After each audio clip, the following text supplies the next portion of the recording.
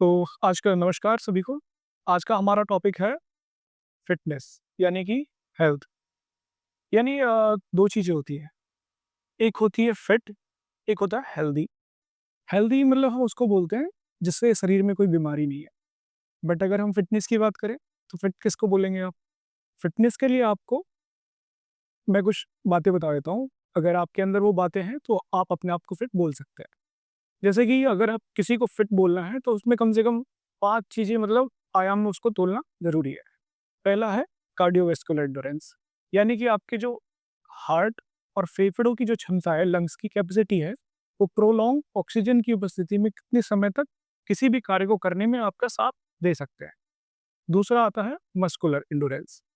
ये होता है आपकी जो मसल्स हैं, किसी भी काम को बिना थके कितने लंबे समय तक कर सकते हैं।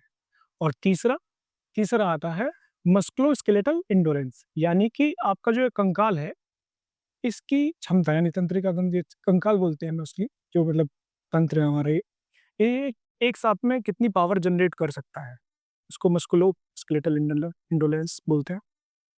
और चौथा आता है फ्लेक्सिबिलिटी।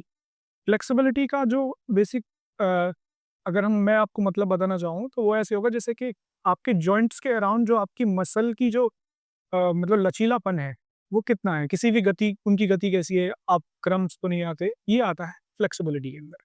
और अंतिम और पाँचवाँ वो है आइडियल बॉडी कंपोजिशन, यानी कि आप अपना जो आहार है वो, जैसे कि हमने पिछली वीडियो में आपको बताया था कैलोरीज़ के बारे में, उसे किस तरह से आप ले रहे हैं। उससे क्या होगा, आपकी बॉडी का, आपकी कमर का साइज़, आपके मसल और फैट का परसेंटेज बॉडी में, क्या आइडियल बॉडी पोजी कितना है। जैसे अगर मैं आपको बताऊँ तो मेंस के लिए 5 से और 15 ग्राम बॉडी परसेंटेज, मतलब 5 से और 15 का स्केल है, ये एक आइडियल है। और फीमेल्स के लिए वही 8 से लेके और 20 तक ही जाता है, क्योंकि उनके रिप्रोडक्टिव सिस्टम्स की वजह से इस तरह से होता है।